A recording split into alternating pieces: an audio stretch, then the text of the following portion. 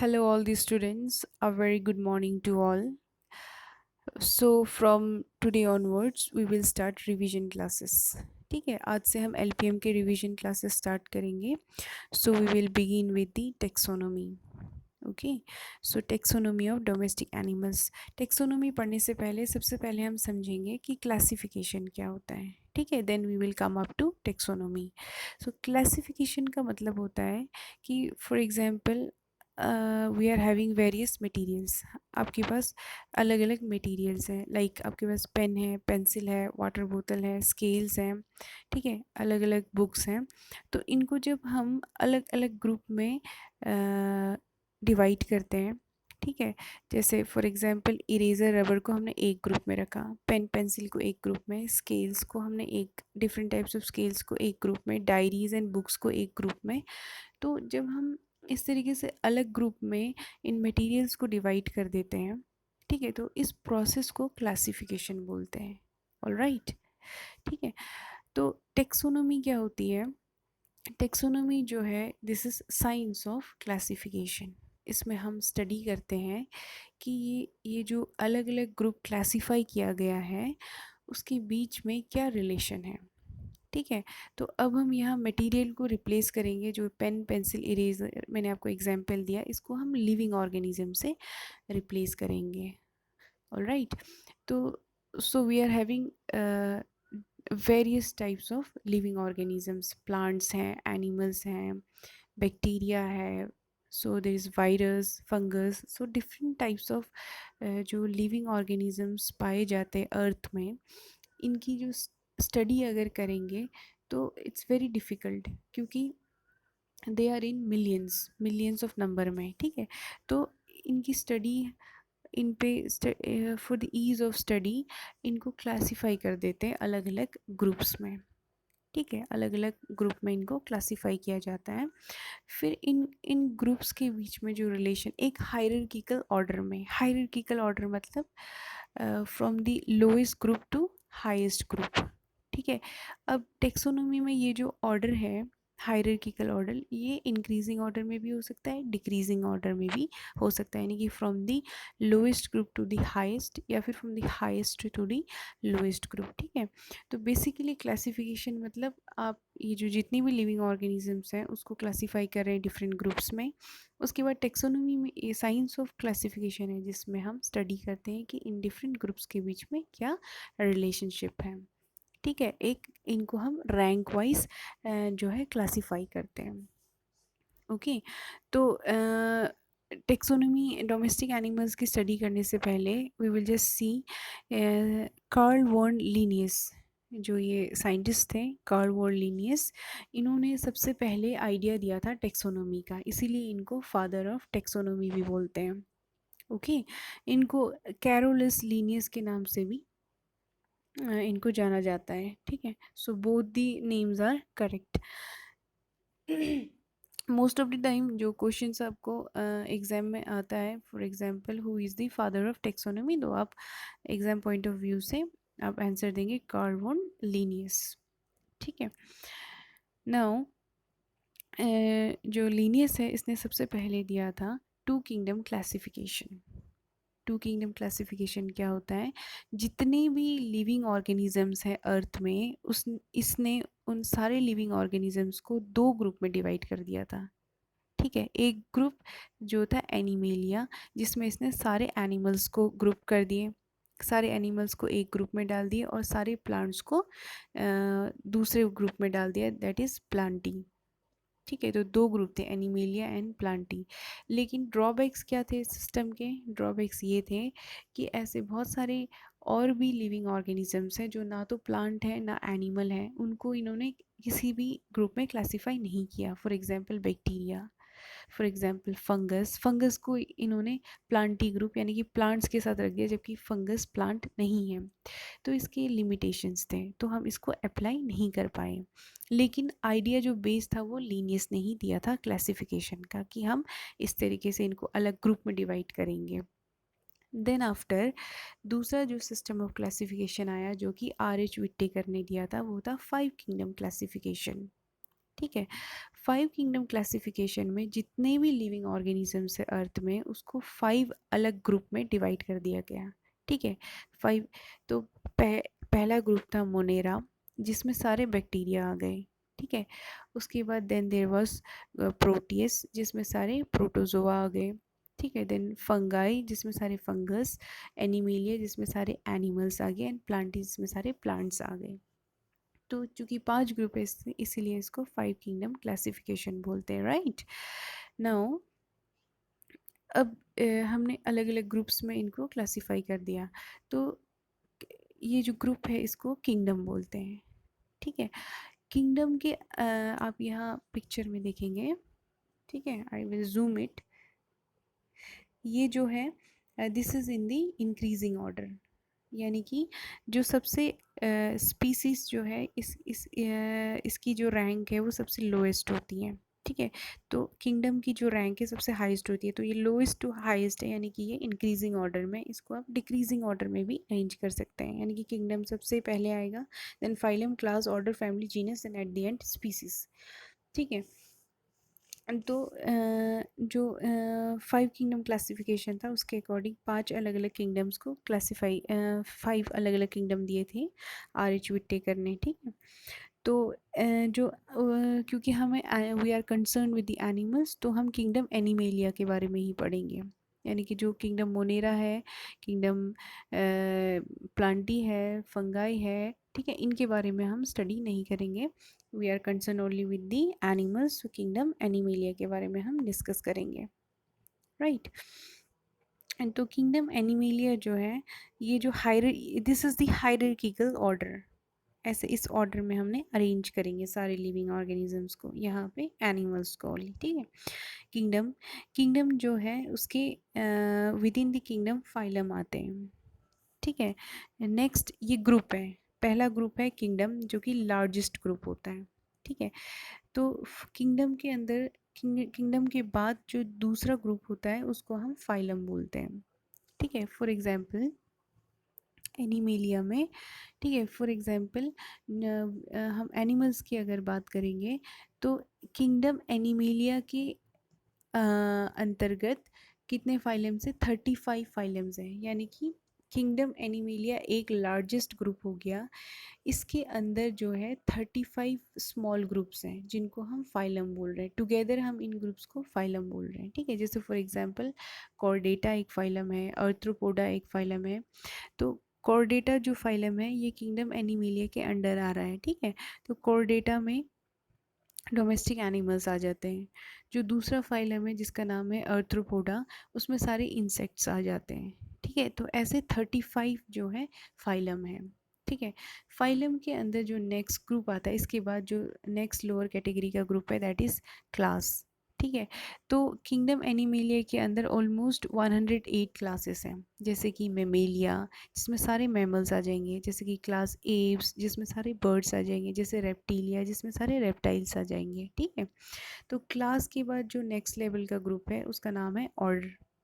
ठीक है, ऑर्डर जो है जैसे कि प्राइमेट्स, प्राइमेट्स एक ऑर्डर है जिसमें ह्यूमंस आ जाते हैं, चिंपांजीज आ जाते हैं।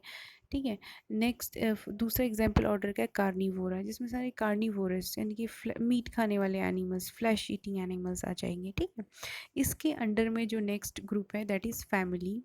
ठीक है, फैमिली जैसे बोविडे, बोविडे एक फैमिली है जिसमें कैटल्स एंड बफेलोज आ जाते हैं। देन आफ्टर जीनस, उसके बाद स्पीसीज। ठीक है, तो स्पीसीज यानी कि स्पीसीज जो है टेक्सोनोमी में सबसे लोएस्ट लेवल का ग्रुप है।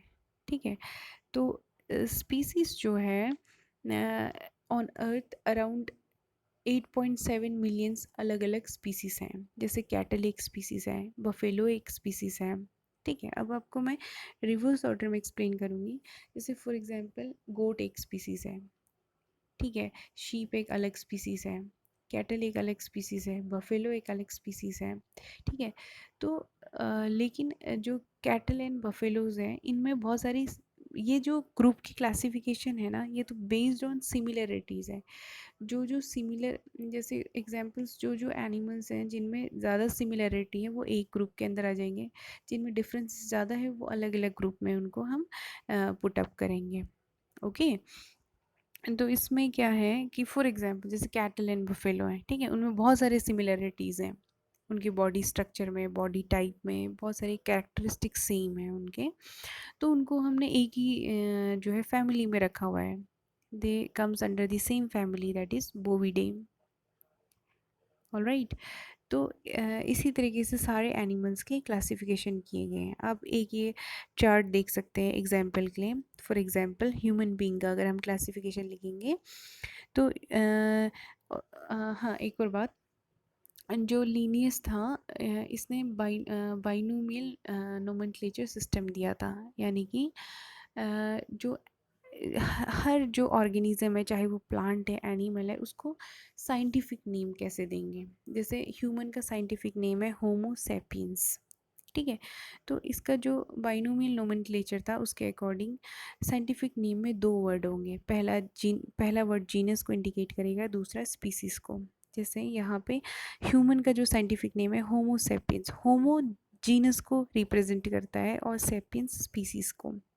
हमेशा जब भी साइंटिफिक नेम लिखते हैं तो जीनस का जो पहला लेटर है, यानी कि यहाँ पे होमो में पहला लेटर एच है, वो हमेशा कैपिटल होगा, ठीक है। एंड स्पीसीज जो है हमेशा स्मॉल लेटर से स्टार्ट होगा। ये यूनिवर्सल रूल है, ये हर ऑर्गेनिज्म के लिए अप्लाई होगा, चाहे वो बैक्टीरिया हो, चाहे वो एनिमल हो, चाहे वो प्लांट हो, चाहे वो फंगस हो, ठीक है।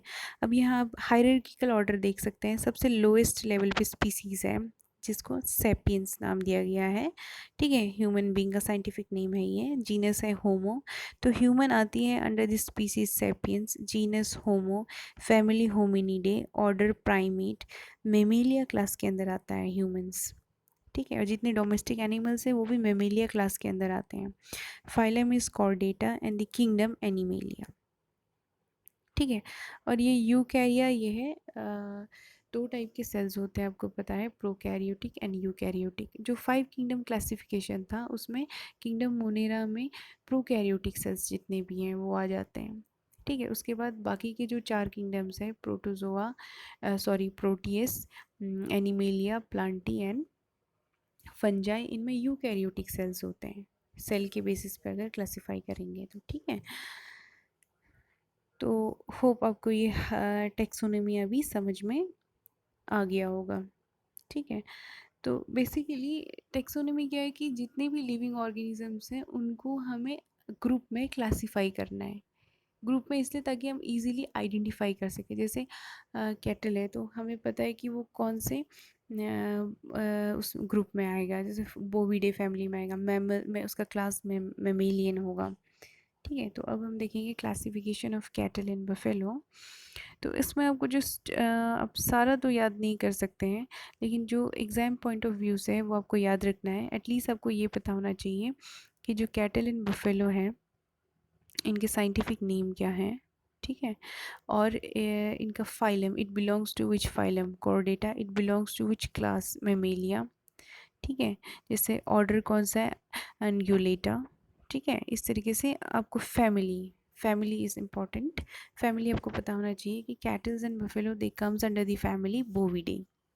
और इनका जीनस अगर जो है, for cattle the genus is Bos and for buffalo the genus is Bubalus, ठीक है। तो साइंटिफिक नेम अगर हम देखेंगे, कैटल का जो साइंटिफिक नेम है वो बॉस टॉरस और बॉस इंडिकस, यानी कि जो एग्जॉटिक कैटल है, यानी कि जिनकी ओरिजिन इंडिया नहीं है, तो उनको हम बॉस टॉरस बोलते हैं।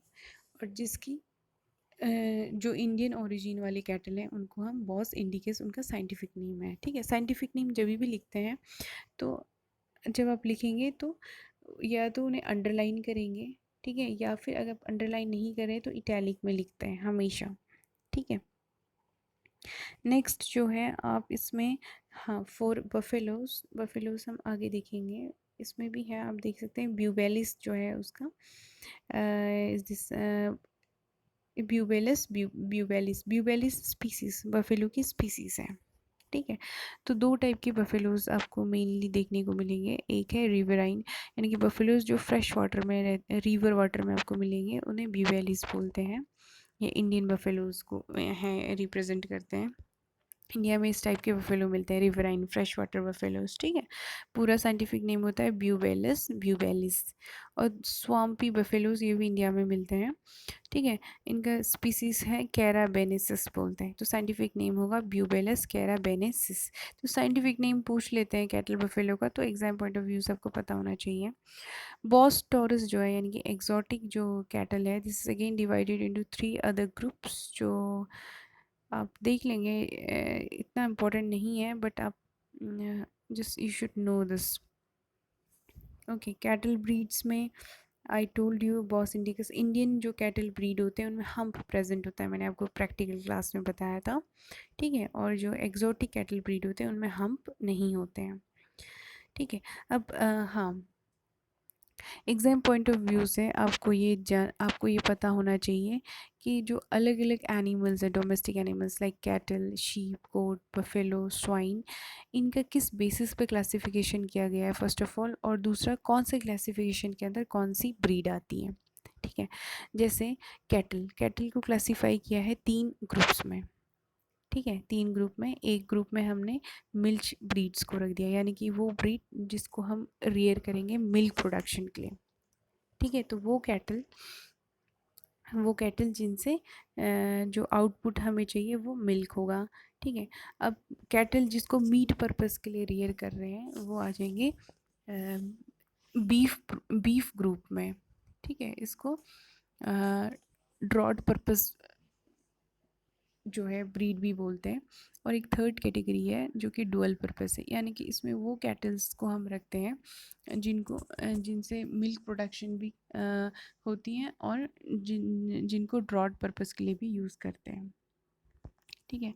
तो ये एग्जॉटिक ब्रीड का चार्ट है जो आप याद कर लेंगे, जैसे HF जर्सी। ओके, तो क्वेश्चन कैसे आएगा, क्वेश्चन ऐसा आ सकता है कि ऑब्जेक्टिव में आ जाएगा आपको क्वेश्चन कि choose in the following which one belongs to the milch breeds, ऐसे करके, ठीक है। आपको क्वेश्चन पूछेगा कि फॉलोइंग 4 ऑप्शन में से बताइए कि कौन सा मिल्च ब्रीड है। अगर ऑप्शन में इन आपको ये नाम अगर पता होंगे तो आपको इजीली आप आंसर कर सकते हैं उसको, ठीक है। वैसे ये इंडिजिनस ब्रीड है, क्लासिफिकेशन हुई है milch, dual and draught purpose, ठीक है। तो ये मिल्च में तो रेड सिंधी, साहिवाल, गिर एंड थारपारकर, ये तो याद होना ही चाहिए, ठीक है। और आप इजी के लिए आप ऐसे कर सकते हैं कि कैटल की ब्रीड्स मिल्च वाले याद कर लेंगे, ठीक है, और डुअल पर्पस वाले याद कर लेंगे। तो अगर ड्रॉट पर्पस वाले याद नहीं भी करते हैं तो आपको ऑटोमेटिकली पता रहेगा कि जो थर्ड आपने याद नहीं, थर्ड कैटेगरी है, इनके अलावा अगर कोई नाम पूछते कैटल ब्रीड्स का तो वो ड्रॉट पर्पस में ही आएगा, ठीक है। लाइकवाइज बफेलो जो है, उस बफेलो का जो क्लासिफिकेशन है वो है इनको 5 जो है अलग अलग ग्रुप्स में क्लासीफाई किया है, Murrah group, Gujarat group, UP group, central India group and south India group, ठीक है। तो इसके अंदर कौन कौन से आते हैं, जैसे फॉर एग्जांपल पूछ लेंगे कि which of this following buffalo breeds belong to the Murrah group, option में अगर सूरती, महसाना और मुर्रा रहेगा तो यू विल टिक मुर्रा, इस टाइप से क्वेश्चन आ जाते हैं कि इनमें से बताइए कौन सा गुजरात ग्रुप में है, या फिर ऐसा आ जाएगा सूरती, ऑप्शन में दे देंगे Surti it belongs to which group. तो इस तरीके से आपको कौन से ग्रुप में कौन सी ब्रीड आती है, ठीक है, वो आपको याद रहना चाहिए।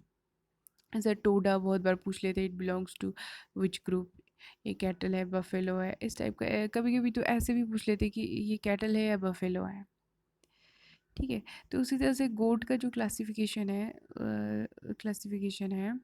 It is bit different taxonomic. पहले तो इसकी टेक्सोनोमी देख लेंगे, कोर्डेटा में ही आते हैं। फैमिली आप देखेंगे बोविडे है, एंड जीनस जीनस जीनस आपको पता होना चाहिए, ओविस जो है ये, this is for sheep and capris for goat, ठीक है। उसके बाद शीप ब्रीड्स अगर देखेंगे, इनके क्लासिफिकेशन शीप एंड गोट का जो क्लासिफिकेशन का वे है वो सेम है। इनको 4 अलग कैटेगरीज में क्लासिफाई करते हैं।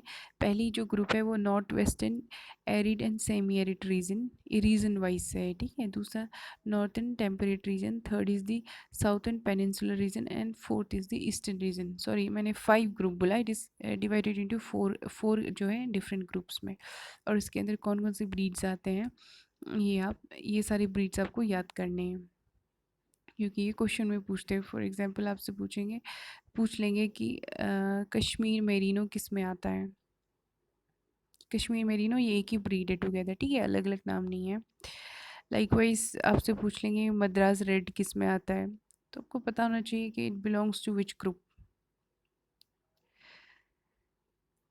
लाइकवाइज यू हैव गोट का भी यही क्लासिफिकेशन है, जिसमें आपको ये ब्रीड्स आपको पता इन ब्रीड्स में से जैसे कुछ कुछ ब्रीड्स हैं जिसकी कुछ कैरेक्टरिस्टिक होती है जो इंपॉर्टेंट होती है, वो मैं नेक्स्ट जो लेक्चर है उसमें बताऊंगी। कि जैसे महसाना, जैसे सूरती है, कौन किसका क्रॉस है, इस टाइप के क्वेश्चंस आ जाते हैं।